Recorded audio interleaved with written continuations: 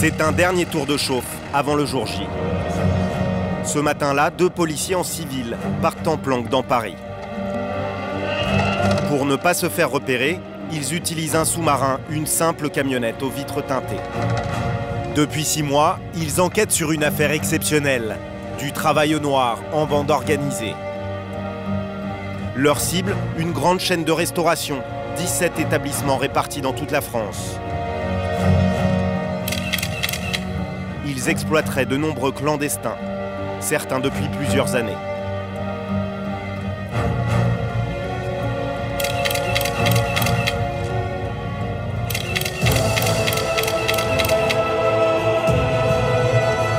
À 24 heures d'une descente de police dans tous les restaurants de la société, les enquêteurs veulent repérer si de nouveaux salariés sans papier ont été recrutés au cours des derniers jours. C'est assez bizarre parce que normalement ils ont tous des tenues de l'enseigne et à première vue lui il n'a pas de tenue donc il connaît les lieux parfaitement parce que c'est lui qui guide le livreur qui a vérifié les cartons. À ma connaissance il n'est pas connu. Dans quelques heures, le coup fatal va être porté. Nom de code de l'intervention, Opération Bouddha.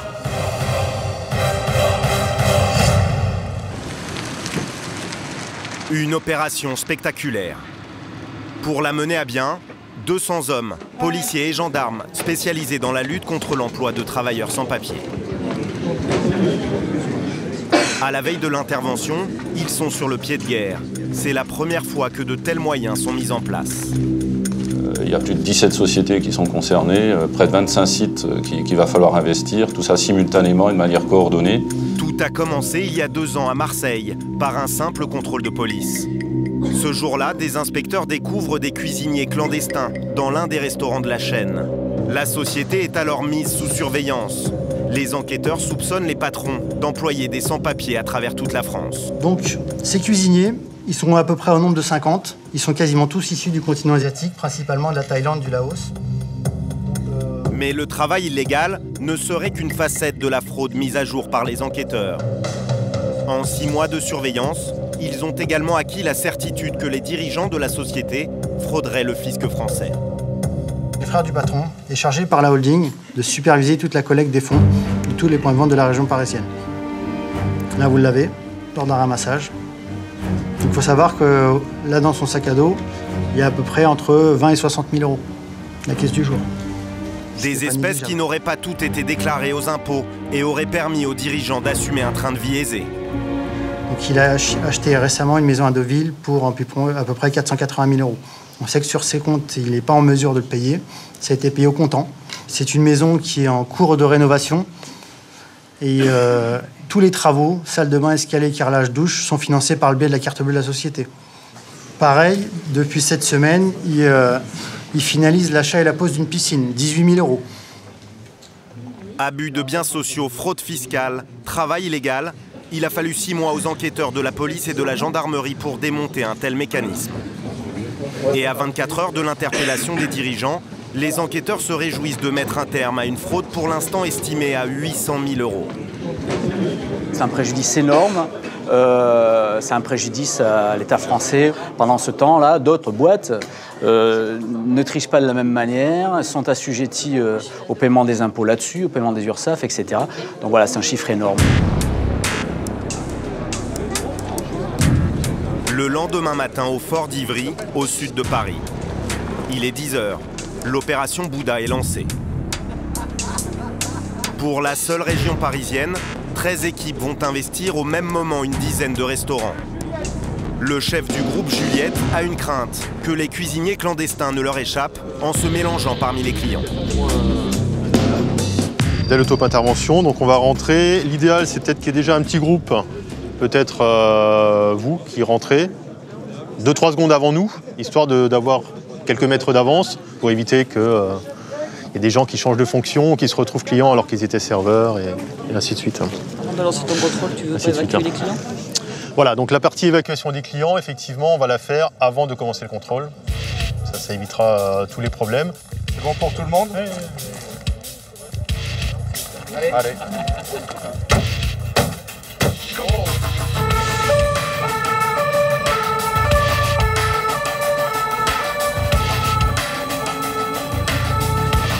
1 heure plus tard, 130 policiers arrivent sur leur cible. Stop. Ouais, voilà, on est là, nous. On est en train de se garer.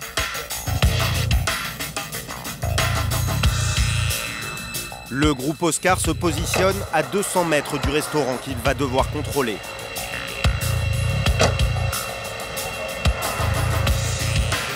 Une longue attente commence. Le signal de départ sera donné quand les dirigeants de la chaîne de restaurants seront interpellés à leur domicile.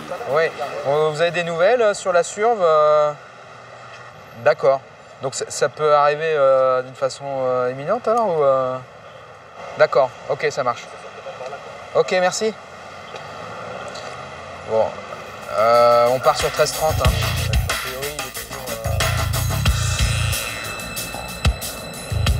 À Marseille, au même moment, une équipe se dirige vers le restaurant qui est à l'origine de l'opération Bouddha. Dans les premières interventions qu'on avait faites en 2009, on s'était aperçu que l'essentiel des cuisiniers étaient des ressortissants thaïlandais qui travaillaient avec des documents qui ne leur appartenaient pas. Des clandestins qui travaillaient jusqu'à 50 heures par semaine pour un salaire proche du SMIC, 1 200 € par mois. Interpellés, ils se sont livrés aux policiers. Tous ont mis en avant le rôle joué par un personnage clé dans cette affaire. Il faisait office de recruteur pour les restaurants.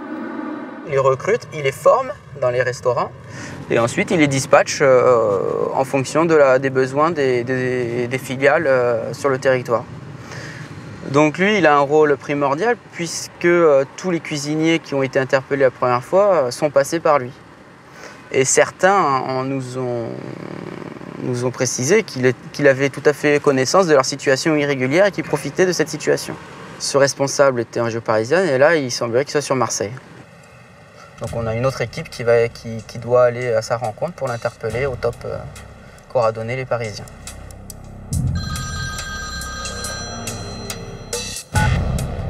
« 13h30, le top départ est donné. Les patrons de l'entreprise viennent d'être arrêtés. Ok, ça marche. Ok, ça marche. Ah aussi, salut. Dans toute la France, les équipes de police et de gendarmerie envahissent les restaurants.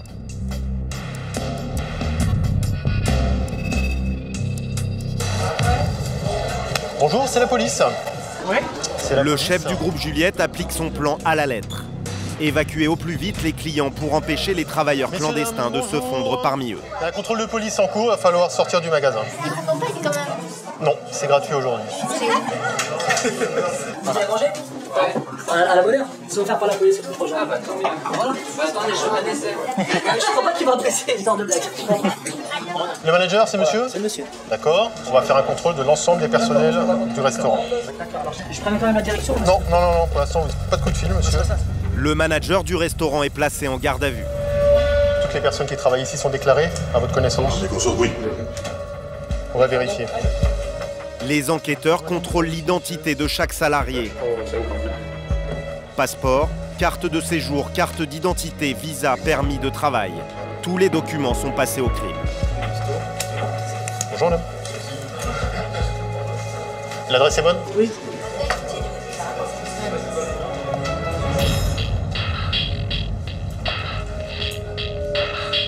Comme seule pièce d'identité, cette cuisinière présente aux policiers une convocation à un examen de français. Elle est en règle en France, cette dame? Elle a des papiers en règle en France? Les policiers font appel à une traductrice pour l'interroger. Elle a dit qu'elle a pris des papiers de quelqu'un d'autre pour travailler ici. C'est pas bien.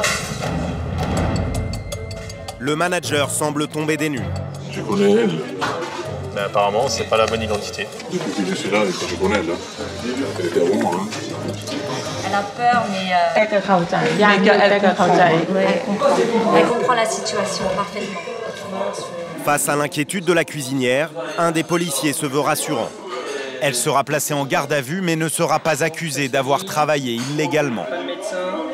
Dans notre procédure en travail dissimulé, les étrangers en situation irrégulière qui travaillent non déclaré sont considérés comme victimes. Donc ce sont les employeurs qui paient les amendes par rapport au travail dissimulé. Même avec la deuxième identité Ouais, qu'on a... que ce soit la première qui me déclare lui. Il est où ce monsieur? Au fond là-bas à droite. Un autre salarié semble poser problème. Il écrit lui-même. Cet homme dit avoir oublié ses papiers, mais les policiers ne retrouvent aucune trace de lui dans leur fichier. Est-ce qu'il a un titre de séjour, ce monsieur? On ne lui retrouve pas de titre de séjour. On a fait des recherches. Non, dis-lui. On lui a fait une recherche au niveau des fichiers chez nous et on ne lui trouve aucun titre de séjour. Comment il explique ça?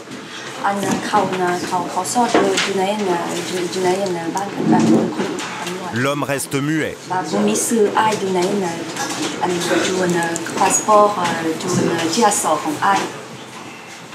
Donc là, on est en présence, monsieur, de 2 cas de travail dissimulé. D'accord. Moi, j'embauche personne. Enfin, quel âge? C'est tous les sièges qu'il embauche. C'est eux qui l'envoient ici, les personnes. D'accord. C'est entre autres pour ça qu'il y a cette vaste opération aujourd'hui. Tu comprends. Voilà. Le manager réfute toute responsabilité. Moi, je pense jamais qu'il y avait des personnels ici pas au nord. Ah bon? C'est une découverte pour vous? Ah ouais, 100%. 100%. Le manager et les 2 cuisiniers clandestins sont emmenés pour être auditionnés. À l'autre bout de Paris, le groupe Oscar doit contrôler près d'une dizaine de cuisiniers. Est-ce que vous avez un passeport, monsieur? Non, je crois que c'est là. Je passe passer à la maison. Je laisse à la maison. Je l'avais laissé à la maison. Apparemment, il y a une carte pour ça. Vous n'avez pas votre papier ici? Qu'est-ce que vous avez comme papier normalement? C'est 18 jours, non. 18 jours pour étudier. Il est encore valable? Non, titre de séjour périodique. Donc vous êtes placé en garde à vue pour les motifs d'étrangers en situation irrégulière. Est-ce que vous souhaitez faire prévenir quelqu'un de votre famille? Non, j'habite tout seul. Vous habitez tout seul? Est-ce que vous souhaitez voir un avocat durant la mesure de garde à vue? Non, c'est pas la peine. C'est pas la peine. Situation. Elle a dit qu'elle a laissé à la maison. อย่างไรคุณพูดความจริงดีกว่าคุณไม่ต้องโกหกเพราะว่าเขาเอาตรวจได้นั่นคุณว่าความจริงนะคุณไม่เสียเวลาเลยก็จะมีแต่โฟโต้นะมันไม่มีตัวจริงเลยเอาที่โฟโต้ไปกระดาษมีอยู่ที่นี่อ่ะไม่ค่ะไหนเลยยืนโฟโตโคปีมันอยู่ที่ไหนอยู่ที่นี่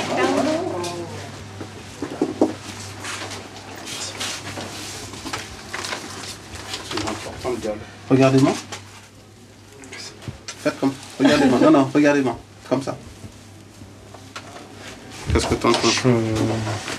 Ça se rapproche, mais c'est une photocopie. La photocopie passe de main en main. Les inspecteurs restent sceptiques. Ah non, il y a un numéro 99. J'essaie de voir par rapport à son visage et à son âge éventuel. Et en 1966, donc j'essaie d'évaluer son âge de visu, mais ça me paraît pas bon du tout. C'est une méthode d'usurpation d'identité qui s'appelle le look-like en termes anglais. C'est-à-dire qu'ils utilisent des titres de séjour d'autres personnes, plus ou moins ressemblantes. La cuisinière est questionnée pendant de longues minutes. Elle finit par craquer. Elle m'a juste dit qu'elle avait loué les papiers à quelqu'un. Elle a loué les papiers? Voilà. D'accord. D'accord. À Marseille, tous les cuisiniers sont en règle. Mais les policiers ne sont pas venus pour rien. Ils ont interpellé l'un des cerveaux présumés de cette affaire. Nous l'appellerons Mathilde. Allez, installez-vous là, s'il vous plaît. Elle ferait partie de ceux qui auraient mis en place la filière de travail au noir. On intervient dans le cadre d'une commission rogatoire délivrée par un juge d'instruction de Nanterre. Donc les infractions, c'est emploi d'étrangers sans titre, en bande organisée, travail dissimulé par dissimulation de salariés, travail dissimulé par dissimulation d'activité, abus de biens sociaux, recel d'abus de biens sociaux. Voilà, tout ça. Vous êtes arrivé à 14h, je vais vous placer en garde à vue à partir de 14h. On va faire une perquisition de votre établissement. Alors... Je peux juste compter. On va compter, puis moi je vais prendre. Okay. Avant de quitter le restaurant, tout ce qui peut être utile à l'enquête est collecté. L'argent de la caisse, mais aussi des centaines de documents administratifs et le matériel informatique. Hop. On va vérifier tout ça au service.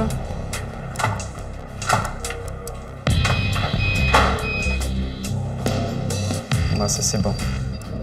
Impassible, la responsable ne semble pas surprise par cette opération de police. Alors là, on va aller au service, on va vous entendre, on a pas mal de questions à vous poser. Voilà.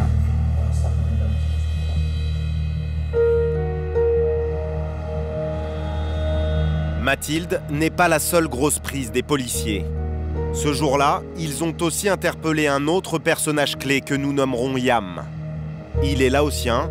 Les policiers le soupçonnent d'avoir recruté les sans-papiers dans le milieu asiatique. Ces deux suspects sont immédiatement ramenés à Paris pour être interrogés.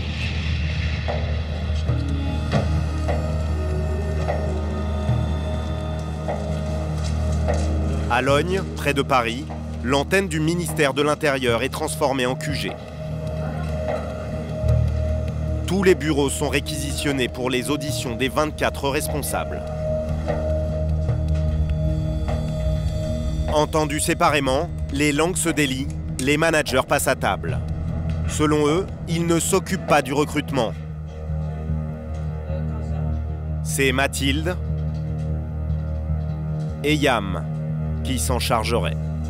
Est-ce qu'un salarié qui n'est pas originaire de la communauté européenne se présente et est embauché, est-ce que quelqu'un est chargé de vérifier auprès du préfet si le document qu'il vous présente est un document authentique? Non, c'est pas nous parce qu'on n'embauche pas sur place. Donc s'il y a une personne qui a le travail, on renvoie directement sur le siège. En l'occurrence, elle s'occupe de tous les recrutements. Mais vous n'aviez pas vu que la personne qui était dans votre restaurant usurpait l'identité de quelqu'un? Ah, donc c'est la photocopie? Non, la photocopie, c'est pas bon. Après, si, mais moi, c'est bon, je me suis renseigné auprès des patrons. Donc ici, je pense qu'il y a quelqu'un d'autre aussi pas qui recrute, mais qui doit dire ouais, moi je connais les cuisiniers. Et vous savez comment il s'appelle? Chef. Chaque fois quand j'ai fait le tour des restaurants, il connaissait à peu près tout le monde et tout. C'est à lui que les cuisiniers doivent rendre des comptes. C'est aussi une entreprise externe. Les cuisines, ça a toujours été à part. Le bureau, il donne des payes à tous les cuisiniers. Ah, c'est lui qui distribue les payes? C'est lui qui vous fournit les cuistots? C'est lui qui s'occupe véritablement du recrutement des cuistots. Il se sert même du fait qu'il soit mené pour une chose qui est évidente, c'est qu'il travaille, je ne sais pas combien d'heures par jour, le cuisinier, pour un paye depuis 200 euros. Les policiers sont maintenant convaincus que la société aurait régulièrement employé des travailleurs sans papier. Un système bien organisé par des dirigeants qui n'auraient pas non plus hésité à frauder le fisc en se servant dans les caisses de leur restaurant. Voilà, un premier jet fait état de à peu près 40 000 euros saisis. À titre d'exemple, voilà, ça c'est les économies de l'un des principaux intéressés qui avait sur lui plus de 10 000 euros en liquide. À son domicile, plus de 10 000 euros. Voilà, donc c'est un bon exemple de l'argent généré par cette affaire. À ce jour, entre le travail au noir et le liquide non déclaré, l'ensemble de la fraude s'élèverait à près de 3 millions d'euros. Ça, c'est l'argent liquide qu'on retrouve, mais rajouter à ça quand même la fraude d'une manière générale, la fraude aux URSSAF, la fraude à tous les organismes, c'est un manque à gagner pour l'État, et finalement, au final, c'est le citoyen qui est pénalisé par ça. Après une nuit de garde à vue, Yam, Mathilde et les deux patrons de l'entreprise ont été mis en examen. Ils risquent jusqu'à 5 ans de prison. Les 13 travailleurs sans papier ont eux été relâchés avec l'obligation de rentrer dans leur pays. Depuis cette opération, la chaîne de restaurants a été rachetée par de nouveaux dirigeants.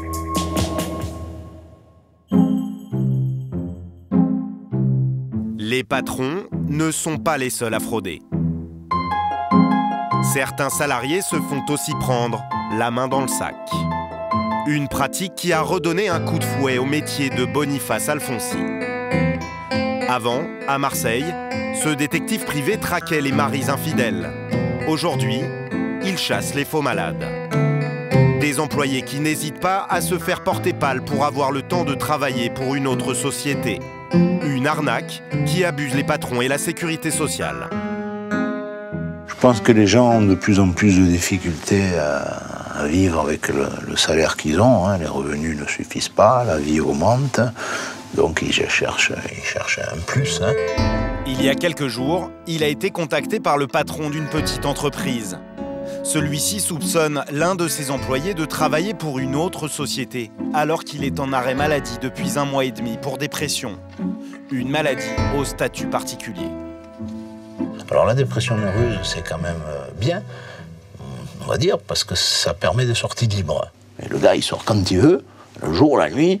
Donc si on va faire un contrôle, la sécurité sociale en l'occurrence, elle va prévenir le salarié avant de venir, parce qu'il n'est peut-être pas là, il a des sorties libres. Donc, et au contraire, vous êtes en dépression nerveuse, il faut sortir, monsieur, ça vous fait du bien. Ce soir, Boniface Alfonsi va mettre en place une surveillance. Le but, suivre l'employé en arrêt maladie jusqu'à son lieu de travail illégal supposé. Pour pouvoir le filer discrètement, il se fait aider par son fils.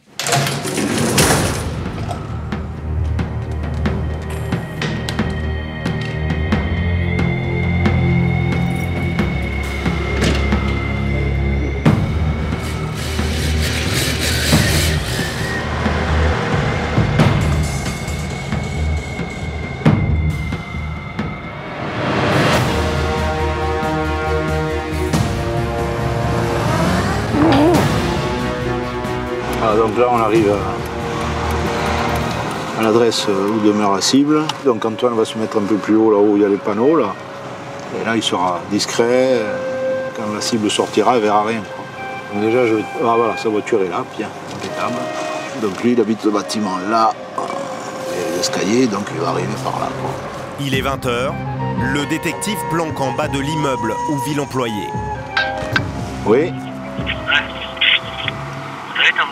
Oui, moi je suis en place, toi aussi. Hein? Toi aussi, c'est bon? Ouais, je suis en bas. Bon. Faut que tu me le dises assez rapidement que j'arrive à... Ah ouais, moi, de toute façon, quand je vais le voir, je le verrai qu'il ne sera pas encore à sa voiture. Donc le temps qu'il rentre dans sa voiture, qu'il mette en marche, qu'il sorte, j'aurais eu largement le temps de t'appeler pour te prévenir, pas de problème. Ça va. Alors à tout à l'heure. À tout. Allez. Pendant 30 minutes, rien n'a signalé. Soudain, le fils de Boniface Alfonsi, caché à une centaine de mètres, l'appelle. Allô? Hein?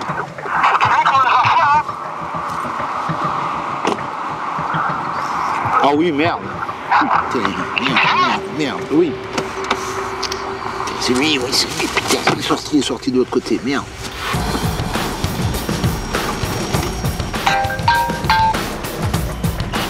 Oui, c'est lui qui est sorti, je ne l'ai pas vu, il est passé de l'autre côté. Ça va, d'accord, j'ai compris. Tiens-le, hein. Il est passé de l'autre côté, je ne l'ai pas vu sortir. Merde.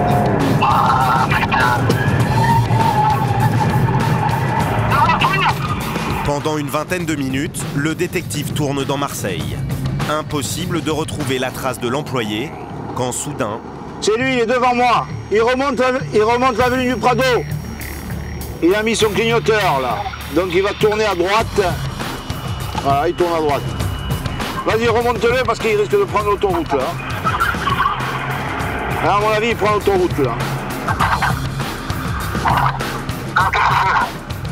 Oh merde, il s'est arrêté là. C'est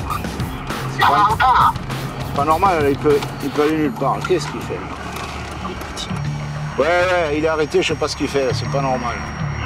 Il rentre dedans. Putain, il est en tenue, c'est un chantier. Il est en tenue, il est sur un chantier. Pour prouver au patron que son salarié travaille bien pour une autre société, le détective filme la scène. Apparemment, il fait du gardiennage. Hein. Ah, il descend de la voiture. Il fait une ronde. Il prévient alors l'employeur. C'est monsieur Alfonsi. Oui. Alors écoutez, votre salarié, là, il est sur un chantier. Et il a fait une ronde, il fait de la sécurité, il est en tenue d'agent de sécurité. Il a ouvert l'entrée d'un chantier, il est rentré. Alors, vous voulez toujours intervenir, l'attraper en flagrant délit? Oui, non, comme ça, moi je vais régler les problèmes directement avec lui. Et de toute manière, voilà, j'ai vu ce qu'il apporte en fait, que je puisse me débarrasser de lui et prendre un employé qui soit plus sérieux. Je vous attends, à tout de suite. D'accord, merci. Je vous en prie. 15 minutes plus tard, le détective est rejoint par le chef de l'entreprise de livraison. À la tête de sa société depuis 15 ans, c'est la première fois qu'il se sent trahi par un employé. Jusqu'à présent, j'avais pas un plein rôle de lui, mais bon, comme quoi, tout est possible. Bon, je sais pas comment je vais l'appréhender, mais...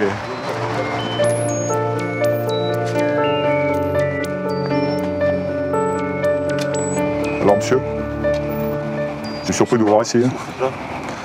Je suis un peu surpris de vous retrouver travailler alors que vous êtes normalement maladie. On fait comment maintenant? Ça allait un peu mieux, alors on m'a proposé de faire quelques gages. Moi je peux pas continuer comme ça, donc voilà. On peut pas s'arranger? Non, on peut pas s'arranger. Je reprends demain si vous voulez. Non. Acculé, l'employé n'a plus qu'une solution, proposer sa démission. Je suis déçu, franchement je suis déçu. Mais bon, voilà, les choses sont comme ça. Alors, Non, mais je comptais vous appeler, je comptais vous appeler pour vous dire que je pouvais reprendre. Mais ça fait déjà assez de temps que ça dure comme ça, donc voilà, moi de toute manière je ne peux pas continuer comme ça, donc on arrête comme ça, c'est très bien. Vous me donnez de votre démission, je vous crée pas d'ennui, vous faites comme vous voulez, vous continuez à faire votre job le soir, c'est pas un problème pour moi, mais moi je ne veux plus entendre parler de vous. Je passe demain matin avec la lettre, j'espère qu'on pourra quand même discuter, on va dire en tête à tête. Ça m'embête parce que... Moi ça m'embêtait aussi de savoir que vous étiez là et que je suis en train de me prendre la tête pendant... Faire 2-3 sous en plus, bon c'est pas... Vous pourriez les faire chez moi les sous, hein. Oui. Les heures supplémentaires, j'ai besoin de gens qui travaillent et je ne les ai pas. Et je ne peux pas avoir quelqu'un de plus parce que vous n'êtes pas là. Donc, et j'ai pas envie de discuter plus que ça. Passez une bonne soirée. En une soirée de filature, le détective a permis au patron de mettre fin à une situation de fraude. Mais ce dernier en garde un goût amer. Là, je suis un petit peu fatigué et déçu. Voilà. Pas soulagé? Oui, je vais presque vous dire non. Parce que quelque part, ça me fait mal au ventre un petit peu de faire ce genre de choses. Mais bon, c'est comme ça, c'est la vie. Voilà. Moi, je ne peux pas continuer comme ça. Je sais que c'est pas quelqu'un de fondamentalement méchant, ni mauvais. Mais bon, je veux dire, il y a des choses qu'il ne faut pas faire. Le recours aux faux arrêts maladie est courant en France. Mais ce qui creuse avant tout le trou de la sécurité sociale, ce sont les faux actes médicaux facturés à l'assurance maladie par certains professionnels de santé.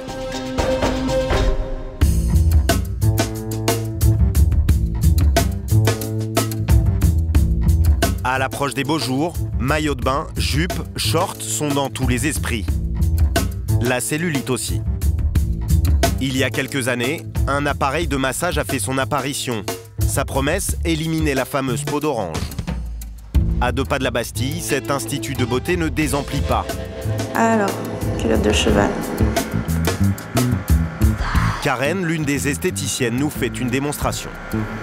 Donc en fait, la machine, elle a pour but d'aspirer. Donc en fait, ce qui crée une aspiration dans la chambre à air, donc il prend un pli au niveau du tissu. Et les rouleaux vont masser d'une certaine façon, justement, pour soit travailler la cellulite, soit le tissu un peu plus profond. Un marché qui rapporte beaucoup d'argent. Pour une séance de 35 minutes, ça va généralement de 60 à 80 euros, la séance. Pour avoir un très beau résultat, il faut une vingtaine de séances. C'est un budget, mais efficace. Les instituts de beauté ne sont pas les seuls à en profiter. Les kinésithérapeutes sont aussi décidés à surfer sur la vague. Pour attirer les clientes, certains d'entre eux ont trouvé la faille. Faire rembourser en partie la séance de massage anti-cellulite par la sécurité sociale. Nous prenons rendez-vous avec l'un d'eux. Alors, allongez-vous. Commencez. Et il faut combien de séances du coup pour ça? 6 séances. On fait 6 séances, 2 par semaine. Ouais. Voilà. 2 par semaine. Ouais, il faut 2 par semaine, parce qu'une par semaine, ça fonctionne pas. Je suis tout à fait conscient que c'est un budget. Hein. Parfaitement, c'est 50 € la séance, c'est un budget. Ça, J'en ai au moins pour 300 €. Quoi. Voilà. Et il n'y a aucun moyen de... Un prix élevé, mais le kinésithérapeute va nous proposer une solution miracle. Oui, c'est pas remboursé ça d'ailleurs? Normalement, c'est pas remboursé. Pour certains. Si vous venez avec une ordonnance, je compte une partie d'un soin de kiné à 25 €. Je vous fais une feuille de sécu de 25 € par séance et il y a 25 qui est à votre charge. Pour moi, c'est un soin technique qui peut vous faire du bien à la circulation aussi. Donc moi je suis en règle et en conscience par rapport à mon fonctionnement et par rapport à mon éthique et la sécurité sociale. Et de l'autre côté, il y a un soin qui est à votre charge parce que ça fait partie aussi d'esthétique. Et je fais comment du coup? Parce qu'il faut que je vienne vous voir avec une ordonnance. Dans ce cas-là, vous venez avec une ordonnance, massage, rééducation des membres inférieurs. Vous allez voir votre médecin, j'ai mal aux jambes, j'ai les jambes lourdes, voilà, j'ai l'impression de gonfler. J'ai des patients qui s'entendent bien avec leur médecin, leur font des ordonnances de kiné tant qu'elles veulent. D'accord. Et voilà, je vous laisse vous rhabiller. Ah oui, vous avez un carnet particulièrement. Ah bah oui, non mais là, déjà, là j'en fais 5 par jour, donc imaginez en période printanière, quoi. J'arrive pas, quoi. C'est de la folie, donc... ok. Cette fraude qui voit patients et médecins devenir complices peut sembler anecdotique. Mais elle est fréquente et depuis 5 ans, la triche dans le domaine de la santé explose.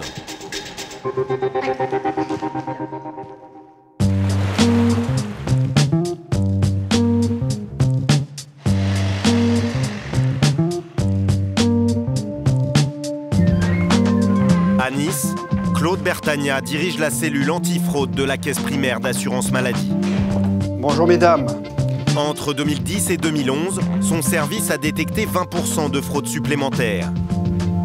Une 50aine de plaintes sont en cours. Elles concernent principalement des professionnels de santé pour des montants parfois gigantesques. Donc là, vous voyez, les dossiers, les tiroirs sont bien remplis. Chaque dossier représente un dossier de plainte au pénal. Et là, par exemple, vous avez un dossier qui représente une fraude à la carte vitale dont le préjudice a été estimé à plus de 300 000 €. Une histoire qui commence début 2010. Un contrôleur découvre qu'une infirmière aurait triplé son volume d'activité en seulement 2 ans, jusqu'à atteindre des journées de travail de plus de 24 heures. Le 22 avril, elle a facturé la valeur de 30 heures d'activité sur cette journée. Ces journées de près de 30 heures, elle en aurait déclaré des dizaines d'autres. Des actes facturés sur le dos de particuliers. L'un d'entre eux s'est inquiété de recevoir 25 pages de relevé maladie. Monsieur, je vous certifie que je n'ai jamais reçu aucun des soins facturés à mon nom durant 2 ans. Si je vais à la fin de ce bordereau de 25 pages, je m'aperçois qu'il y en a eu pour 14 666,80 € et que ça a été réglé à l'infirmière en cause. Pour frauder, l'infirmière aurait conservé chez elle la carte vitale de ses patients sous de faux prétextes. Laissez-moi la carte, comme vous devez revenir. Bien entendu, je garde la carte, comme ça je suis sûr de l'avoir et de pouvoir facturer. Selon le contrôleur, plusieurs fois par mois, elle aurait télétransmis à la sécurité sociale des listes d'actes fictifs en choisissant le mode de remboursement tiers payant. L'argent pouvait arriver ainsi directement sur son compte. Nous avons retrouvé l'un de ses patients, un vieux monsieur qui se souvient avoir reçu un jour un relevé de remboursement de soins particulièrement volumineux. Et pourquoi? Je suis journaliste. Oui. J'avais des feuilles de maladie pendant je ne sais pas combien de mois. Là. Alors, comment elle avait eu votre carte vitale? J'ai peut-être eu un contact ou une fraude pour des piqûres, oui. Ouais, ça, oui. Il y a eu peut-être 3 séances qui étaient vraies. Et tout le restant, il y avait je ne sais pas combien de mois de marqués de maladie que ce n'était pas vrai. Oui. Et qu'est-ce que vous avez fait? Vous avez appelé la sécurité sociale? J'étais à la police, j'ai porté plainte. On a déposé, puis c'est tout. Pourquoi vous avez porté plainte? Parce que c'était pour un truc de citoyen honnête de voir tous ces machins de marquer, là. Comme c'était pas vrai. Là. Vous vous souvenez pour combien il y en avait?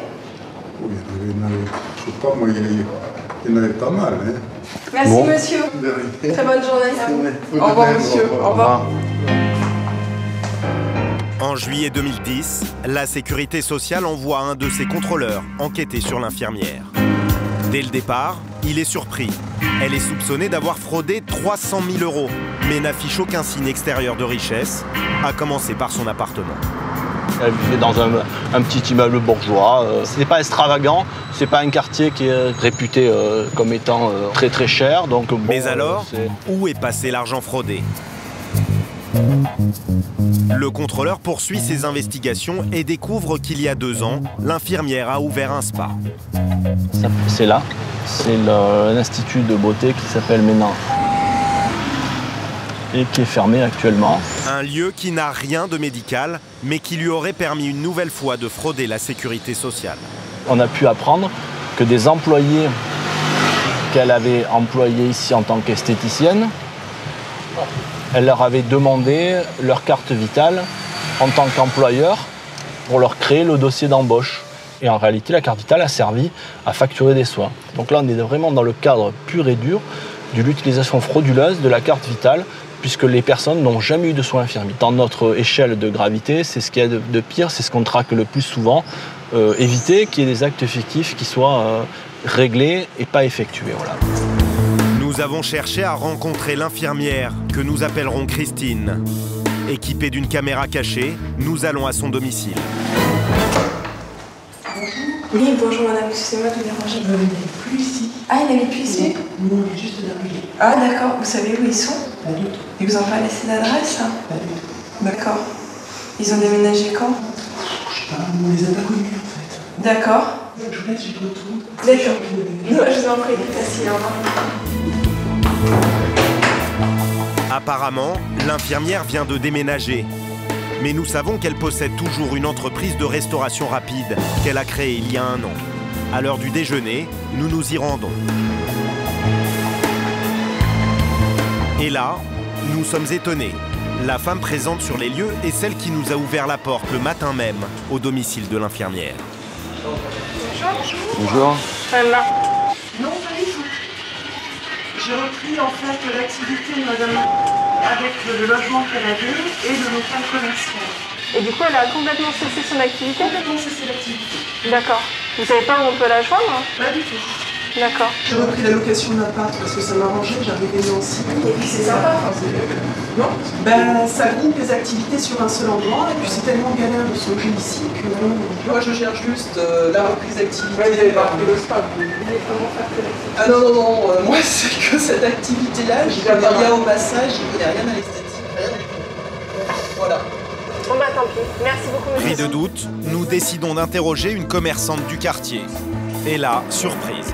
La dame qui est à côté me dit que c'est pas, qu'elle n'est pas... Qu'elle n'est pas quoi? Qu'elle n'est pas... Ah bon? La dame brune? Ouais.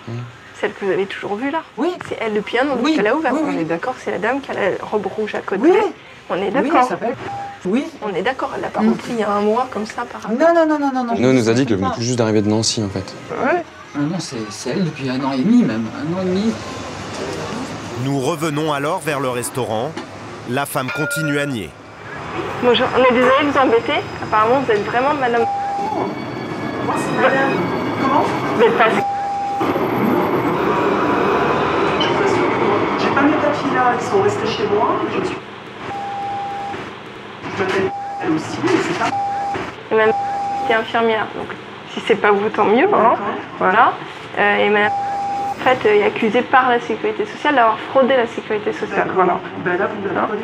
Ouais. Ok, bon, si vous nous dites que c'est pas vous... Hein. Non. D'accord. Même prénom, même consonance, mais non. Non, mais c'est étonnant parce que la dame à côté, il nous disait, bah oui, elle va pouvoir vous le dire, elle est à côté, donc... Non. D'accord. Merci. Au revoir. Cette femme est pourtant bien l'infirmière mise en cause par la sécurité sociale. Au total, elle est soupçonnée d'avoir fraudé 300 000 €. Son procès doit avoir lieu d'ici la fin de l'année. Tous les ans, 3 milliards d'euros sont ainsi détournés des caisses de l'État par les assurés et les professionnels de santé.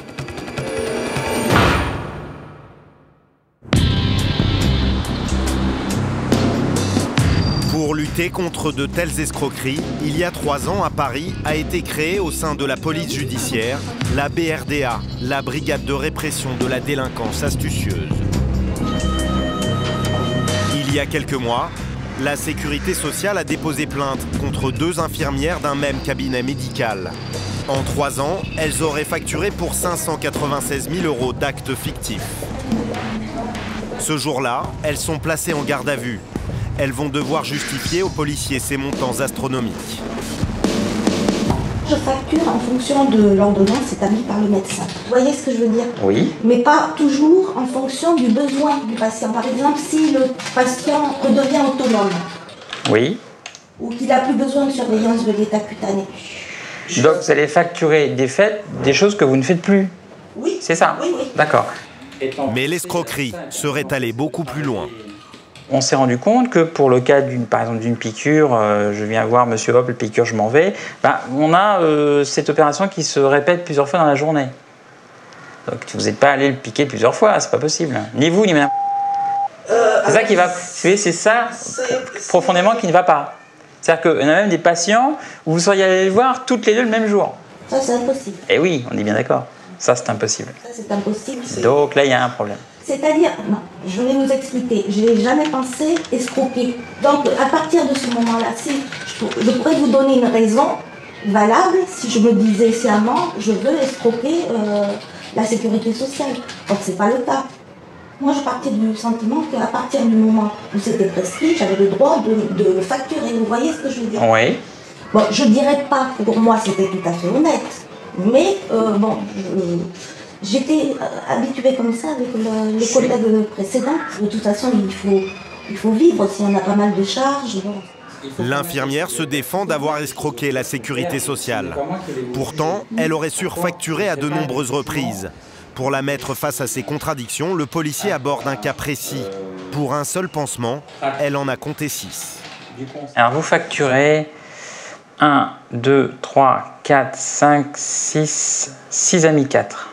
Sur quelle base, sur quelle règle vous vous reposez pour dire tiens, sur ce pansement-là, j'ai coté 6 amis 4, celui-là, je vais en coter 8, celui-là, je vais en coter que 2? Sur la complexité justement du pansement, parce que vous avez des petits pansements et puis vous avez des gros pansements. Donc vous multipliez la cotation par rapport à la complexité de la blessure. D'accord. La Sécu prévoit que vous faites un pansement lourd, c'est 1 ami 4. Qu'est-ce qui vous permet de multiplier les amis 4 par rapport au travail que vous jugez, vous, compliqué? Oui, mais je suis toujours partie de ce principe. Je ne savais pas d'ailleurs que je ne pouvais pas multiplier les amis 4. C'est interdit par la nomenclature. Vous ne le saviez pas? En fait, moi, multiplier les pansements rapporte beaucoup d'argent, mais les interventions de nuit en rapportent encore plus. Pourquoi est-ce que vous avez facturé des soins de nuit? Ouais. Oui, des nuits, hein. Mais il y en a on a pris l'exemple du 15 septembre, mais il y en a bien avant. Hein. On en a le 20 mai, on a le 19 mai, on a le 21 mai, de toutes les nuits là-bas. Pourquoi vous avez mis cette nuit? Là, je parle de mon sentiment. Je pense que j'ai dû rajouter une nuit, mais je ne sais. Enfin, j'en ai pas une, hein, madame. Oui, enfin, une nuit. Enfin, je veux dire. J'en ai 10 kilos, hein. Des actes de nuit, mais il doit y avoir une raison, mais je vois pas. Parce que au mois de mai 2009, chez madame, vous avez mis votre sac de couchage, vous y êtes toutes les nuits. Ah non, mais regardez, je ne l'invente pas, hein. 26, 27, 28, 29 de nuit, là. Au total, les 2 infirmières auraient détourné 596 000 € à la sécurité sociale. Mais ce qui surprend Pierre Gasselin, c'est que contrairement à certains escrocs, aucune d'entre elles ne semble avoir mis d'argent de côté. C'est tombé petit à petit sur leur compte, ils l'ont utilisé, ils l'ont dépensé, ils n'ont pas investi, ils n'ont pas détourné cet argent pour le mettre dans une boîte à gâteaux sur un compte en Suisse, enfin, pour l'instant, nous, on ne l'a pas découvert. Donc finalement c'est rentré dans le ronron quotidien et de leur manière sur leur train de vie en fait, et en fait ça a consisté à une augmentation de leur train de vie qu'ils ont suivi, point. Donc c'est pour ça que ça leur paraît sur le coup infime, mais si on devait sortir en billet de banque la somme ou leur faire un virement de 596 000, évidemment ce serait différent, je pense. Le dossier est désormais dans les mains de la justice. Les 2 infirmières risquent jusqu'à 5 ans d'emprisonnement. Mais l'escroquerie à l'assurance maladie n'est pas la seule à plomber les comptes de la sécurité sociale. Un autre classique du genre, la fraude aux allocations familiales. Elle est aujourd'hui estimée à 800 millions d'euros.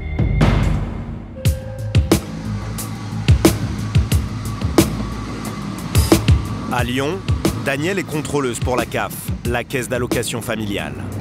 Comme tous les matins, elle sillonne la ville à la rencontre des assurés. Des visites qui ne tiennent pas du hasard. Chaque dossier a été ciblé et préparé. Ce jour-là, elle se rend au domicile d'une femme qui touche l'allocation parents isolés. Pour avoir droit à cette aide, il y a une condition, vivre seule avec son enfant. Pourtant, plusieurs éléments montrent que cette femme vivrait en couple. Elle affirme qu'il s'agit d'un cousin, mais la contrôleuse a un sérieux doute. J'ai vérifié la facture d'électricité. Il s'avère que ce monsieur a fait transférer son abonnement au domicile de madame, donc ce qui tendrait à prouver a priori qu'il réside bien chez elle. Idem pour la caisse primaire, la sécurité sociale. Il a effectué ses changements d'adresse. Depuis 2010, il résiderait bien au domicile de notre allocataire. Par ailleurs, j'ai pu me renseigner auprès du voisinage. Depuis l'entrée dans les lieux, elle vit bien avec quelqu'un qui serait connu comme son conjoint et non comme son cousin.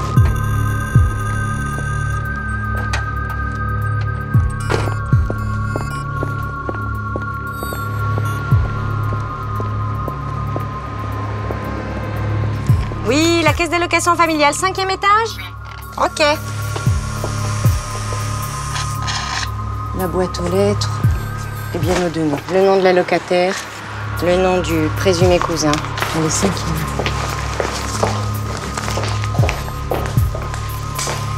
Bonjour. Bonjour. Ok, donc je rentre par là. On se met là. Donc c'est vrai qu'il y a eu un petit peu des incohérences dans votre dossier, des divergences. Donc vous ne vous inquiétez pas. Au jour d'aujourd'hui, on est dans une phase amiable. Il n'y a pas de procédure contre vous. Chez nous, vous touchez quand même une allocation logement et de l'allocation de soutien de famille. Hein? Puisque, voilà. Non, c'est exactement depuis quand? Il y a 88,44 € qui représente de l'allocation de soutien de famille. Ça, c'est parce que vous viviez seul. Hein? Voilà. Donc ça, c'est une prestation qui est subordonnée au fait de vivre seul. Il faut vivre seul. Hein? Donc on va en reparler, d'accord? Okay. Et puis 137,35 € d'allocation logement. Mais cette allocation logement, elle a été calculée avec vos seuls revenus. Donc on va en reparler aussi. Hein? D'accord? Alors, on va... en ce qui concerne le logement. Oui. Donc vous avez le bail de votre appartement. Donc vous avez pris l'appartement avec monsieur... C'est lui qui paye le loyer. Hein? Il ne paye pas, il m'aide à verser ce qui me manque. Quoi. Oui, voilà, il vous donne, d'accord. Voilà, donc il vous aide, il vous verse de l'argent pour vous aider à payer le loyer. Voilà. Hein? Alors, est-ce que vous avez vos factures d'électricité, Là, non. Mais la facture d'électricité, je pense qu'elle n'est pas à votre nom. Non, c'est pour ça que vous l'avez pas. Parce que c'est... Hein? Non, mais c'est pas une question de pas l'avoir. Non, là, c'est pas une question de pas l'avoir avec moi. Je peux l'avoir, sauf que là, c'est lui qui paye. Non, mais c'est lui qui paye, hein. C'est monsieur qui paye. Et la facture est à son nom, hein, oui. Vous confirmez bien. D'accord.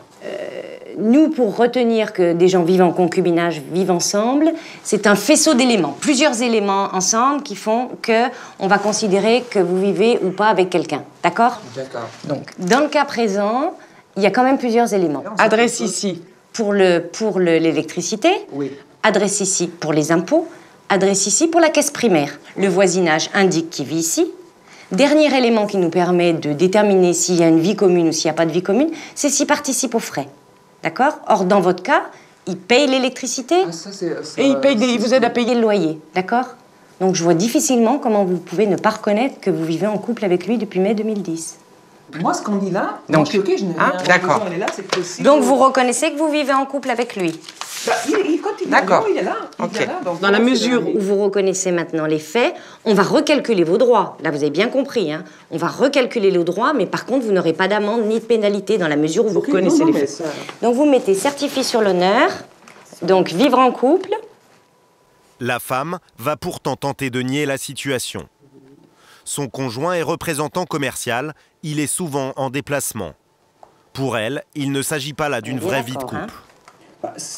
Moi, sincèrement, je vous pose la question, c'est ça qu'on considère. Moi, voilà. Personnellement, je ne sais pas. Alors, avec monsieur... Je vous pose la question, c'est ce terme-là. Bah oui, il habite là, c'est ce que je vous ai dit. Il habite là, il est vu régulièrement là, son adresse est ici, il participe aux frais. Je veux dire... hein. Mais ce qui est sûr et certain, c'est que vous avez quand même une somme à rembourser depuis mai 2010. Qu'est-ce qui aurait pu changer à niveau Si, depuis mai 2010, on vous a bien calculé une allocation logement avec vos seuls revenus, alors qu'on aurait dû intégrer les revenus de votre ami. Des revenus qui s'élèvent à 40 000 € par an. La femme n'aurait jamais dû percevoir aucune prestation. L'allocation de soutien de famille n'est due que pour les femmes seules, c'est ce que je vous expliquais. Ouais. À partir du moment où vous êtes plus seul, vous n'y avez plus droit. On peut considérer comme vous dites. Mais c'est de vie. Il paye quand même l'électricité, il contribue tout ça, il contribue au loyer.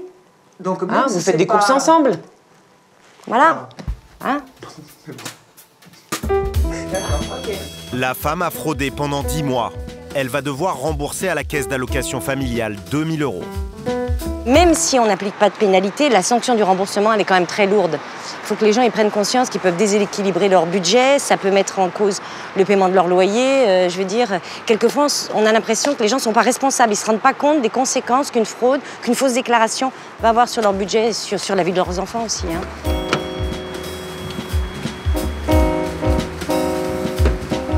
Le deuxième dossier qui attend la contrôleuse ce jour-là est une suspicion de fraude au RSA, le revenu de solidarité active. Une aide versée aux personnes sans ressources. Ce monsieur ne nous a déclaré aucun revenu au niveau de son dossier de RSA. Or, au niveau de son relevé de carrière, depuis mars 2010, il est salarié. Donc on arrive quand même pratiquement à 12 000 € bruts de revenus pour l'année 2010. En ne déclarant pas ses revenus, il bénéficie ainsi chaque mois d'un RSA de 410 €. Bonjour, vous êtes monsieur? Non? C'est ça. Voilà. Je suis de la caisse d'allocation familiale. Allez. J'ai consulté votre relevé de carrière. Ouais. Vous travaillez toujours pour l'entreprise? Entreprise. D'accord. Vous avez commencé à travailler en mars apparemment, Juin, juillet, août. Ça, c'est le mois d'août. Vous avez travaillé en septembre aussi, monsieur? En septembre? Oui. Ouais, mais quelques jours. Quelques jours, ouais, mais tout compte. Ouais, c'est vrai. Donc, on arrive quasiment à 10 000 € de revenus annuels que vous n'avez pas déclaré pour le RSA. 10 000 €? Sur l'année, Ok. Vous avez déclaré 0, Ouais. Normalement, ils doivent pas me rajouter le RSA? Un petit peu? Vous avez déclaré 0 sur vos déclarations trimestrielles, monsieur, et vous touchez 410,95 € de RSA. Ouais. Vous avez bien conscience quand même que vous allez avoir un trop perçu. D'accord. Ça va être combien? Alors là, ils vont vous le calculer. Est-ce que c'est une fraude? Oui, ça va être soumis en commission des fraudes. Parce qu'il y a quand même X et X trimestres où monsieur a indiqué 0, il a signé en toute connaissance de cause. C'est pas un mois où il a oublié 100 €. Il le sait d'ailleurs. Donc voilà, donc ça va passer en commission des fraudes et la commission des fraudes va décider de la sanction. Le jeune homme devra finalement rembourser 3 600 €, une somme que la caisse d'allocation familiale a bon espoir de récupérer. Dans 70% des cas, l'organisme parvient à se rembourser lui-même. Quand on a des gens qui sont encore bénéficiaires de prestations, en fait, on se paye nous-mêmes. C'est-à-dire qu'on fait une retenue sur prestation qui nous permet d'apurer la dette petit à petit, qui est fonction, donc c'est un pourcentage qui est fonction de ce qui reste, pour qu'il reste quand même de quoi vivre à la locataire. On est un organisme social, quand même, faut pas l'oublier. En 2011, près de 12 000 allocataires se sont fait prendre en flagrant délit de fraude, la plupart du temps pour de petites sommes. Mais parfois, les caisses d'allocation familiale doivent faire face à des bandes organisées qui mettent en place des systèmes de fraude à grande échelle.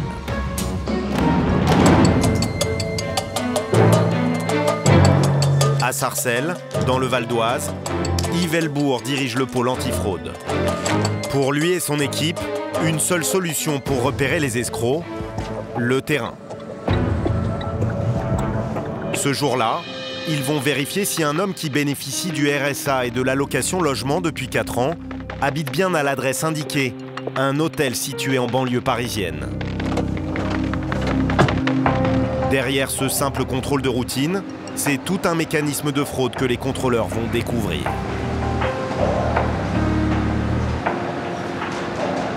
Bonjour monsieur, vous êtes le gérant d'hôtel? Je suis de la caisse d'allocation familiale. Caisse d'allocation familiale?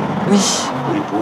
Alors, je viens pour voir quelqu'un qui habite ici, donc je voulais vous demander 2-3 renseignements en tant que gérant. C'est monsieur...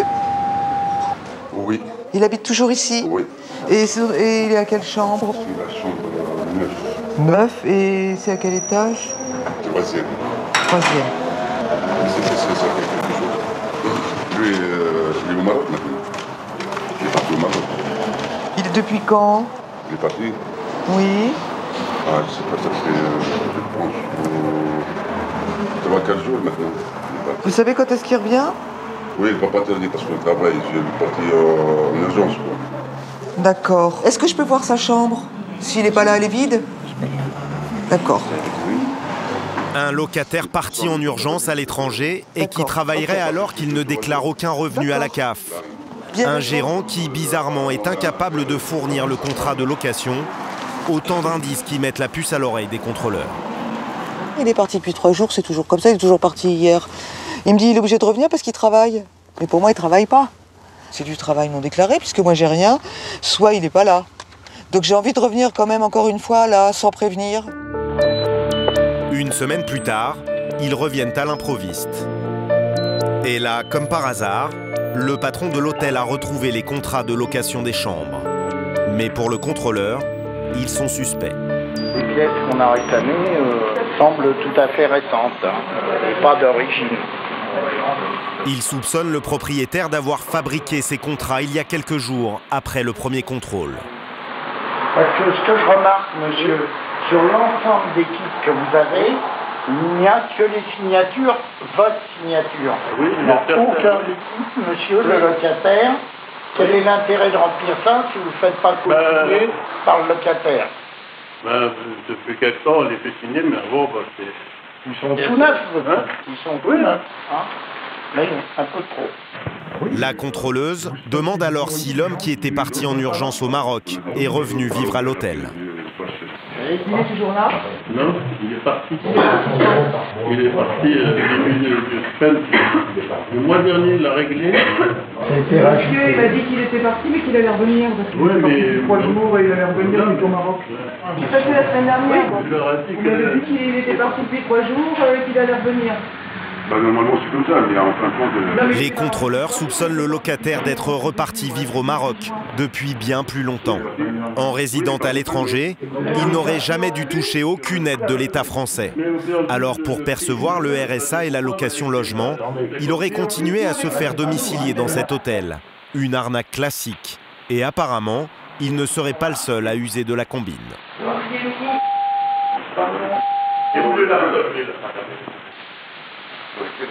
Il est parti l'année dernière. Il y a beaucoup d'incohérences sur nous déjà. Parti au mois d'hiver, au mois d'octobre.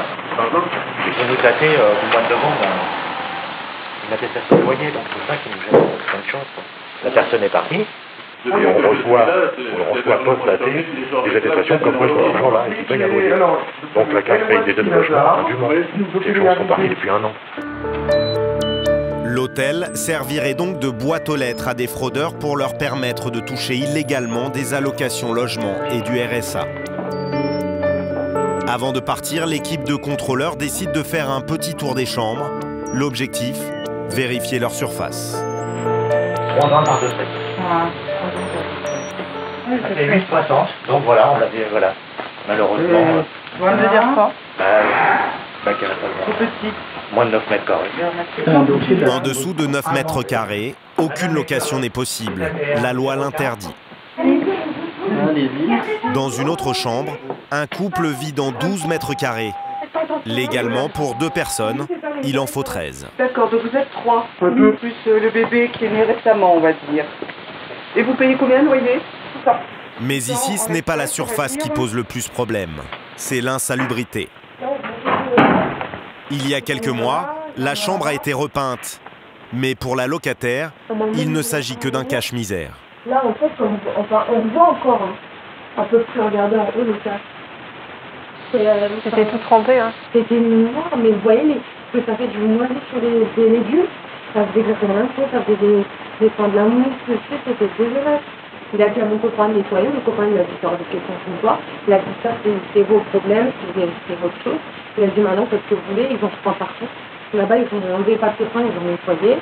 Nous ils ont rien nettoyé du tout, ils ont juste fait ça. Ce jour-là, les contrôleurs ont repéré 4 locataires fantômes. Ils les soupçonnent d'être repartis vivre à l'étranger. On paye des aides au logement où les gens ne sont plus là depuis des mois, des années. Il y a un dossier, on a payé depuis le mois d'octobre. Octobre ou novembre, on continue de payer alors qu'ils sont partis vers le mois d'octobre, il nous a dit. Ça fait combien ça? Ça fait 8 mois, 300 € par mois, ça fait au moins 2400, 2500 € déjà qui... Alors vous multipliez par, je sais pas, 3-4 personnes là. C'est fréquent, ce genre de situation? C'est pas le premier hôtel qu'on rencontre, oui. Pour l'instant, impossible de chiffrer le montant total de cette fraude. La Caisse d'allocation familiale du Val d'Oise a transmis le dossier au procureur de la République. L'enquête ne fait que commencer. Les fraudes en bande organisée ne manquent pas en France. Depuis 30 ans, l'une d'entre elles plombe les comptes de l'État. Elle s'appelle la fraude à la TVA. Elle est peu connue et pourtant chaque année, elle représente un manque à gagner de 15 milliards d'euros pour le fisc. Des petits malins ont trouvé le moyen de ne pas payer cet impôt, appliqué sur chaque produit acheté. Leur cible, les téléphones mobiles, les parfums, le matériel informatique. Mais aussi les voitures pour lesquelles certains vendeurs ont fait de cette fraude une profession. Dans le centre de la France, à Bourg-en-Bresse, Pascal Rigaud, garagiste, vend chaque année près de 350 voitures d'occasion. Aujourd'hui, un client vient chercher celle dont il rêve depuis plusieurs mois. Messieurs, bonjour.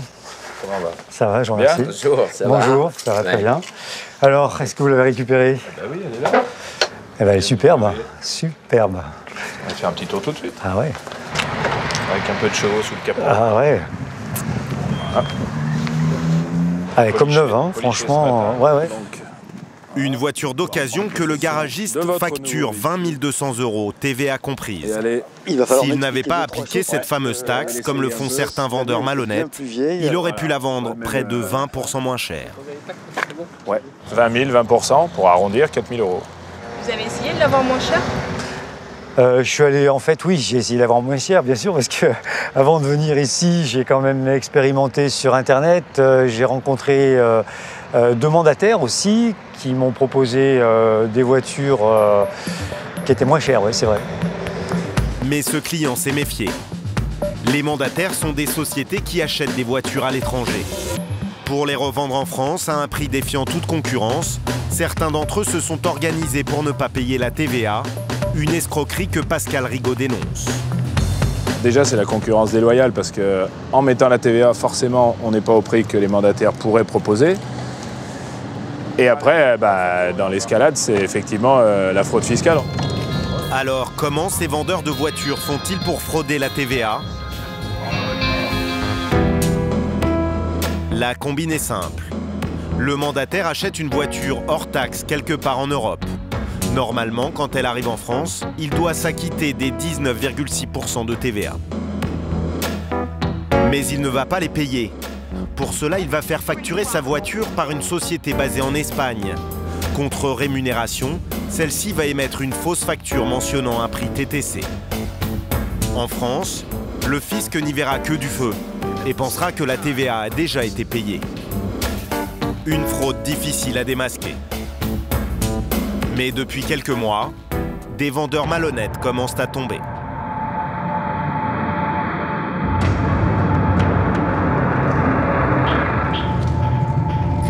Ce jour-là, à Orléans, a lieu le procès en appel du premier mandataire jamais condamné en France pour cette escroquerie. À lui tout seul, le montant de la TVA fraudée serait gigantesque, 529 000 €. Pour cela, il y a un an, il a été condamné à 8 mois de prison avec sursis et au remboursement total de la TVA fraudée. Nous l'interpellons avec ses avocats à sa sortie de la salle d'audience. Est-ce que monsieur a le sentiment d'avoir fraudé?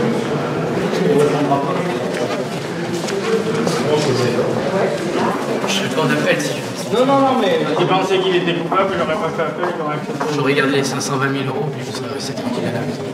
Alors comment est-ce que vous expliquez le fait que, par exemple, que l'État accuse monsieur d'avoir fraudé la TVA? L'État accuse qui veut, fait que ça tout il accuse qui veut, on a été condamné en première instance, on a fait appel parce qu'on considère que le jugement contient des motifs erronés. C'est, je sais pas, aller rencontrer le fournisseur espagnol de monsieur en Espagne. Allez les voir, ils vendent pour 160 millions d'euros de chiffre de voitures en Europe. Donc allez les voir. Donc vous recevoir. Qu'est-ce qu'elle va me dire? Je sais pas, je peux pas répondre à ça. Alors, imaginons imagine, hein. Parce que je sais pas ce qu'il y a. On imagine que lui, il m'explique qu'il y a eu fraude. C'est lui qui fournit la France. Hein. Mais oui, mais si. Si vous expliquez qu'il y a fraude, on verra bien. Moi, j'ai pas d'inquiétude, pas d'inquiétude. Pas d'inquiétude. J'ai les problèmes depuis 2009. Pour comprendre comment ces sociétés espagnoles permettent aux revendeurs français de frauder la TVA, nous nous rendons en Catalogne, à 80 km de Barcelone. À l'entrée de la ville, un immense hangar. C'est la fameuse société de facturation. Équipés d'une caméra cachée, nous nous faisons passer pour un couple qui souhaite s'installer comme mandataire en France et qui est à la recherche de bons plans. Le patron espagnol parle couramment français. Après quelques minutes de conversation, il nous explique comment nous allons pouvoir économiser la TVA. C'est-à-dire, le fait de passer par chez moi, le montant de la voiture, tu ne payes pas de TVA. C'est-à-dire que c'est vous qui allez... Moi, je vais te faire une facture en TTC. Et vous l'aurez payé, la TVA, ici? Non, moi, je ne la paye pas. C'est-à-dire, je la déclare, mais je ne la paye pas. Il faut que je trouve les voitures en Allemagne. Et vous servez d'intermédiaire pour la facturation. Voilà. Pour ce travail de fausse facturation, il prend une commission, 500 € par voiture. Chaque mois, il vend ainsi près de 1000 voitures à des mandataires français. L'histoire de la TVA, en fait. Pour nous convaincre de travailler avec lui, il nous donne un exemple. Concessionnaire, par exemple, sur une R8 qui vaut 100 000 €, si tu mets la TVA, ça fait 19 000 € en plus. C'est énormément cher. Alors, tu enlèves ces 19 000 €, tu as déjà une marge de 19 000 € qu'on pourra travailler. Hein? En plus, le concessionnaire... Et selon lui, même les concessionnaires n'hésiteraient plus à frauder. Alors, il y a certains concessionnaires que, bon, ils sont à la rue, ils ont vu que là, vraiment, il y avait de l'argent à gagner. Ils achètent à travers de mandataires qui sont de chez nous, ils leur achètent les voitures. Le mandataire va au concessionnaire, le concessionnaire va en particulier. Ils se gavent. Hein. Ouais, on a des concessionnaires, on sait qu'ils prennent 2 ou 3 camions toutes les semaines. Hein. Chez vous? 20-30 voitures chez nous. Toutes les semaines. Hein. Mais qui partent d'Allemagne vers la France? S'ils partent d'Allemagne, ils vont directement chez le concessionnaire. C'est à savoir ce qu'on veut. Tu veux gagner de l'argent vite fait et après je passe à autre chose. Tu peux y aller. Et malgré tout... Il y a 2 ans, les impôts l'ont démasqué. Il a dû fermer son entreprise de facturation. Quelques jours plus tard, il en a créé une nouvelle en lui donnant tout simplement un nouveau nom. Au total, il possède plusieurs sociétés du genre en Espagne, mais aussi en Roumanie et en Slovénie. Avec toutes le même objectif, permettre à ses clients de frauder la TVA et brouiller les pistes pour le fisc français. Vous avez une entreprise en Slovénie? Et quand tu appelles en Slovénie, c'est nous qui te répondons ici. T'envoies un fax là-bas, à Slovénie, il arrive ici. D'ici à la Slovénie, j'envoie en taxe et à la Slovénie, j'envoie en TTC à toi. Depuis 14 ans que je suis dans le métier, tu n'as plus rien à apprendre. Hein. Toutes les ficelles. Tous ceux qui font ce travail-là, ils sont tous sortis de chez moi.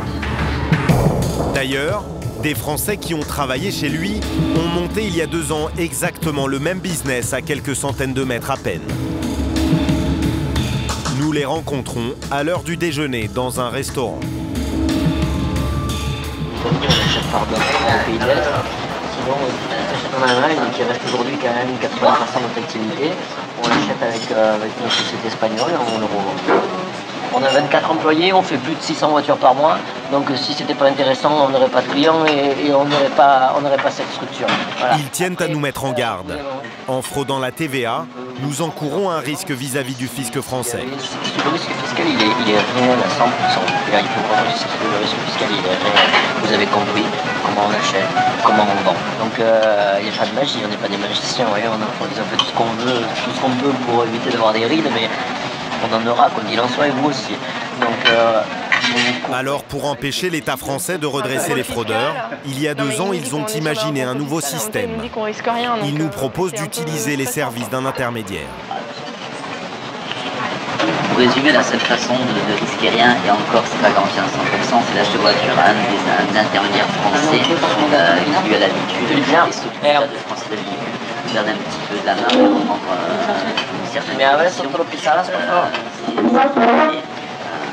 Il achète des voitures pour votre plancher. Le même audio chargé. Vous couvrez avec des fusibles, c'est un fusible. Hop, il y a le courant, ça pète. Lui, il se débrouillera. Il est là pour ça. Mais vous allez durer. Oui, mais monsieur, lui, il encourt le risque fiscal. Ça, c'est son travail. On ne fait pas d'omelette sans casser les œufs. Dans n'importe quelle affaire.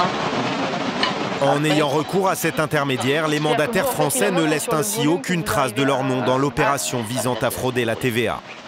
Sauf si vous n'allez pas faire de quitus à votre nom. Ça va être au nom de monsieur, le quitus. Là, vous n'achetez pas une voiture à moi, vous l'achetez à moi. Nous, quand on reçoit, comment on... Une baguette de pain, si votre boulanger n'a pas déclaré ses achats de farine et de lait. Quelqu'un peut vous contrôler, vous êtes restaurateur, vous achetez un boulanger qui est véreux. Je ne vois pas où est En tout cas, oui, nous... Chaque année en France, la fraude à la TVA sur les voitures achetées à l'étranger représenterait un manque à gagner de 5 milliards d'euros pour le fisc. Depuis un an, une vingtaine de mandataires automobiles ont été condamnés. Mais pour contrer ce genre d'escroquerie, il faudrait multiplier les enquêtes et le nombre de contrôleurs en France.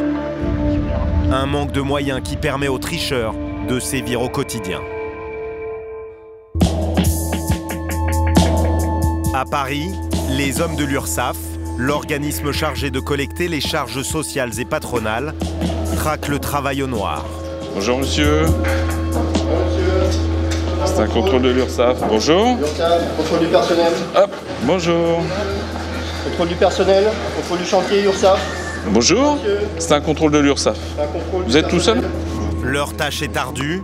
Ils ne sont que 10 inspecteurs pour contrôler 350 000 entreprises. Allez, au revoir. Bonne journée. En ce moment, avec la crise, la fraude explose. Pour rester concurrentielles, certaines sociétés ne déclarent pas tous leurs salariés.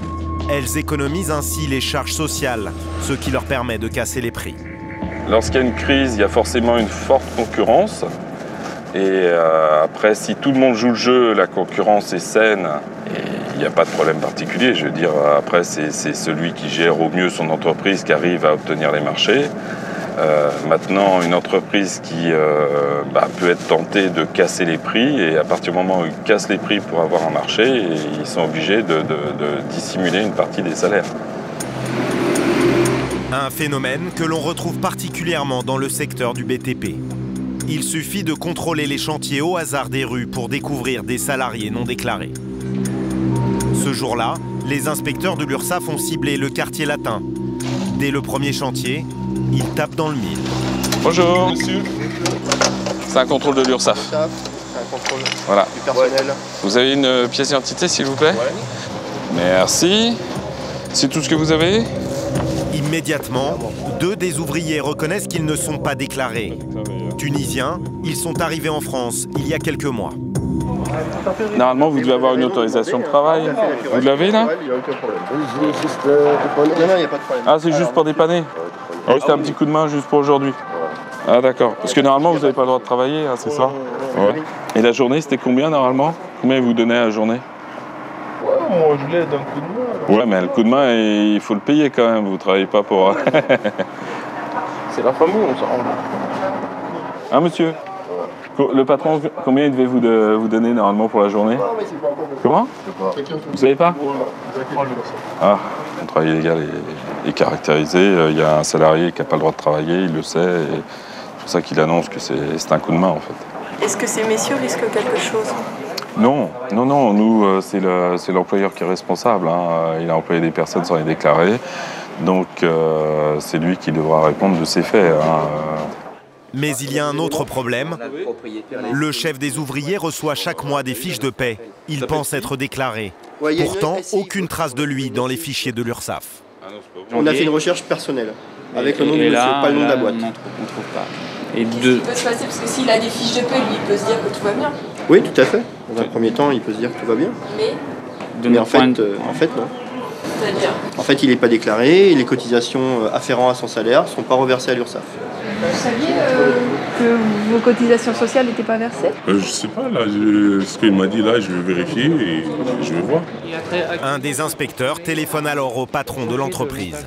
Là, on a fait les vérifications, ces trois personnes ne sont pas déclarées là, actuellement. Il n'y a pas de déclaration de préalable embauche. Vous les avez embauchés quand, à peu près, vous savez pas, comme ça? Ce matin. Quand je lui ai dit qu'ils n'étaient pas déclarés, ça ne l'a pas étonné. Quand je lui ai dit qu'on demandait à ses salariés de stopper le montage de l'échafaudage, ça l'a pas gêné. Il n'a pas insisté plus que ça, donc voilà. Le chef des inspecteurs sonne la fin du chantier. Non, à ce moment-là, vous ramassez, vous mettez tout dans le camion et puis terminé. L'employeur, lui, est convoqué au siège de l'URSSAF pour s'expliquer sur ses méthodes. En attendant, les inspecteurs se dirigent vers un nouvel objectif. Ils vont contrôler les vigiles d'un magasin de prêt-à-porter. Le secteur de la sécurité est un marché en pleine croissance. La France compte aujourd'hui 200 000 vigiles. Un marché où la concurrence fait rage. Alors pour casser les prix, des entreprises ont parfois recours là aussi au travail au noir. Je suis de l'URSSAF, on vient contrôler le personnel de sécurité. Vous avez combien de personnes aujourd'hui? Et cette fois-ci, c'est une lettre anonyme qui les a renseignés. Cette chaîne de prêt-à-porter loue chaque mois les services d'une société de sécurité, mais tous les vigiles ne seraient pas déclarés. Quelle sécurité tu avais là? Bonjour. On est de l'URSSAF, c'est pour un contrôle. Sur place, un seul agent de sécurité est présent. Vous travaillez du lundi au vendredi? Généralement. D'accord. L'homme reste vague. Les inspecteurs décident d'aller vérifier s'il est bien déclaré tous les mois. On a le 12 mars. 10h, 19h30. Apparemment, c'est toujours les mêmes horaires. Hein. Très vite, il repère une anomalie. Nous sommes le 21 mars et le contrat de travail du vigile ne démarre que le mois suivant. Alors attention. Il a été déclaré avec une embauche au 1er avril. On n'est pas encore 1er avril. Voilà. Donc, le 21. Non, non, Ah ben oui, il y a clairement un souci. Il y a un souci. Et il a commencé à travailler... Avant sa date officielle d'embauche. Un problème de date qui peut sembler anodin, mais qui attire l'attention des inspecteurs de l'URSSAF. Ils décident d'aller immédiatement contrôler la société de sécurité. Bien souvent, dans les dossiers qu'on est amené à traiter, parfois il y a le petit grain de sable, la petite anomalie, et une fois qu'on creuse, on découvre des choses plus importantes. Voilà, donc on vient faire un contrôle. Sur place, ils sont accueillis par le responsable commercial. Tous de l'URSSAF. Hein. Vous venez pour pourquoi exactement? Dans le cadre de la lutte contre le travail illégal. Il nous faudrait le registre unique du personnel, s'il vous plaît. Le registre unique du personnel, un cahier qui répertorie les dates de début et de fin de contrat des salariés. Une obligation légale que l'entreprise semble n'avoir jamais remplie. Le registre n'est pas à jour, du tout. Vous voyez, hein, il n'y a même pas les dates d'embauche. Là, du tout. Du tout, il n'y a rien. Là, il n'y a rien. Ça, ce sont tous les contrats de travail? Il y en a une partie, normalement. Regardez. Les enquêteurs veulent vérifier les conditions d'embauche du vigile du magasin. Dans son dossier, ils retrouvent la déclaration adressée à l'URSSAF, avec toujours la même erreur de date. Regardez. La période du 15 12 On date du 1er avril. Et il n'est pas là? Pour seule explication, le responsable se défausse sur la secrétaire. Vous sachiez, c'est pas de mauvaise foi. Mais l'inspecteur reste dubitatif. Il manque également un document essentiel, le contrat de travail du vigile. Aujourd'hui, on est combien? On est le 17. Non, on n'est pas le 17. Non, on est le 22. Ouais, donc il devrait au moins avoir signé un contrat de travail. Et je vous assure, que ça, c'est entièrement de ma faute. Une preuve de plus pour l'URSSAF que l'entreprise est coupable de travail dissimulé. Bon, messieurs, dames, au revoir. Bonne continuation, merci pour votre accueil. Au revoir, bonne soirée. Allez. Le gérant de l'entreprise, absent ce jour-là, est convoqué au siège de l'URSSAF pour s'expliquer. Le lendemain matin, à Montreuil, c'est jour d'audition. Le premier à être entendu, le patron de la société de BTP. Selon lui, ce jour-là, il n'avait pas eu le temps de déclarer ses employés. Le législateur, il a créé des règles pour caractériser le travail légal. Hier, avec mes collègues, nous avons constaté... Vous n'allez pas m'apprendre la législation. Je n'accepte pas, c'est que vous me convoquez comme ça. Mais c'est la démarche classique. Il n'y a rien d'anormal dans le fait. Vous m'avez demandé... Vous avez pris ce chantier de montage d'échafaudage. Tout à fait. Bon, vous avez employé 3 personnes sans les déclarer, on est bien d'accord. Là, franchement, vous m'insultez, personnellement. Ne détournez pas le motif du contrôle. Non, mais je vous le dis. Il ne s'agit pas de vous insulter. D'accord. Si vous aviez l'intention de les déclarer, vous auriez demandé les pièces d'identité, vous auriez vu que de toute façon, il y en avait un qui n'était pas autorisé à travailler. Vous avez photocopie des pièces d'identité de toutes les personnes. C'est un passeport, il n'y a pas d'autorisation de travail. Là. Alors trouvez-moi la mention est autorisée à travailler sur le territoire français. Voilà. Et lui... Trouvez-la moi, s'il vous plaît. Non, mais elle n'y est pas, monsieur. Non, il n'y est pas, donc il n'avait pas le droit de travailler. Donc là, on est d'accord, vous étiez au courant qu'il n'avait pas le droit de travailler, puisque... Mais bon, peu importe, vous soyez d'accord ou pas, c'est pas grave. L'infraction est caractérisée, c'est un délit, ce n'est pas agréable, je vous le concède, mais en tout cas, les faits sont là. Vous aviez 3 personnes en train de monter un échafaudage, imaginez qu'il y en a un qui tombe, il se tue. Je veux dire, c'était pas une convocation à l'URSSAF le lendemain, c'était une garde à vue directe. Après 1 heure d'audition, ce patron sera redressé sur la base d'un forfait minimum fixé par la loi.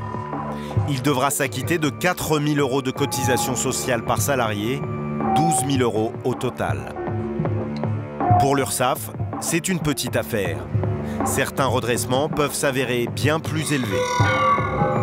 C'est le cas de la société de sécurité. Les inspecteurs ont découvert que cette entreprise n'était pas inconnue de leur service. En 2010, elle avait déjà été épinglée pour travail dissimulé. Et si le patron a recommencé à frauder, il risque gros. Si on a à nouveau ce problème, c'est une récidive. Donc après, les sanctions sont beaucoup plus sévères. Le tribunal peut prononcer des peines de prison ferme ou éventuellement des amendes bien plus lourdes.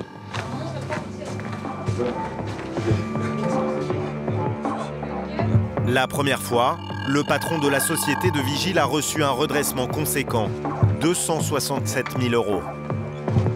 Ironie du sort, il a reçu cette lettre il y a quelques semaines à peine. Et il est encore sous le choc. Parce que j'ai du mal, la première lettre que j'ai reçue, ça m'a cassé. Je pense, oui. L'homme est inquiet, il sait qu'il n'est pas en règle. Pour faire simple, est-ce que le problème qui a été constaté par nos collègues, est-ce qu'on va le retrouver sur le premier trimestre 2011? Ouais, parce que j'ai le comptable, il est un peu débordé. Structurellement, on va retrouver les mêmes anomalies, c'est ça? Je sais que j'ai un peu de décalage, mais ça va se faire, il n'y a pas de souci, il n'y a pas de problème. Ça n'empêche pas qu'il faut que nous, on régularise ce qui n'est pas carré. Hein, vous avez bien compris. Pour déterminer si la société continue à frauder, les inspecteurs de l'URSSAF vont effectuer un petit calcul. Ils additionnent les heures déclarées sur les fiches de paie et les comparent aux heures facturées. 21 heures, 377 €. Le résultat est sans appel. L'entreprise a facturé 34 000 heures à ses clients, mais n'en a déclaré que 17 000 à l'URSSAF. Là, sur les fiches de paye, entre les heures réellement exécutées sur les sites et les heures en fiche de paye, on est à peu près à 50%. Il faut recadrer, hein, parce que là, vous êtes dans le mur. Hein. Les contrôleurs calculent alors le redressement qu'ils vont appliquer pour ces 17 000 heures fraudées. La facture s'élève à 100 000 €, une somme conséquente qui s'ajoute aux 267 000 € issus du premier redressement. Le gérant est abattu. Moi, je sais pas. Je vais arriver à cette situation-là. J'ai l'impression que vous découvrez un peu le problème. Enfin, l'ampleur du problème, on va dire. Franchement, quand j'ai eu la première lettre, j'ai commencé à réfléchir. Juste 2 semaines après, il y avait la deuxième convocation. Alors là, je suis... Mais moi, je vais pas baisser les bras. Je vais régler le problème. D'accord. Moi, j'ai rien pris. Si vous donnez mes comptes perso, j'ai pas de voiture, j'ai pas de maison. Ça fait mal. Franchement, ça fait mal. Pour se justifier, il invoque une concurrence de plus en plus féroce qui l'a obligé à casser les prix. Mon problème, c'est les tarifs. Ouais. C'est ça le problème. Il faut voir sur le terrain qu'est-ce qui se passe. Ce que vous voulez dire, c'est que les tarifs sont pas assez élevés? Bon, je parle de moi en petite boîte comme moi. Pour survivre avec les grosses boîtes, c'est difficile. Il y a des boîtes qui cassent les prix. Par exemple, un marché à 17 €. Il y a d'autres qui proposent à 16, à 15, à 14. Il y en a même qui travaillent à 12, à 13 €. Alors, Pour travailler dans ce genre de secteur à 12 €, ce sont des boîtes qui fraudent. Hein.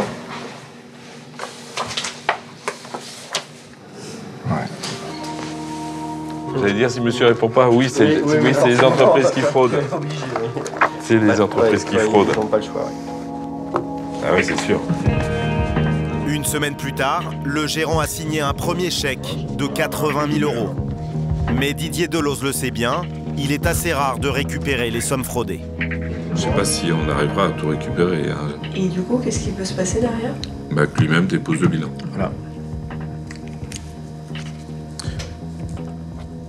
Et ça restera en impayé, comme d'habitude. En 2010, sur l'ensemble du territoire français, l'URSSAF a récupéré environ 40 millions d'euros. Une somme dérisoire comparée aux 15 milliards d'euros qui seraient fraudés chaque année grâce au travail au noir.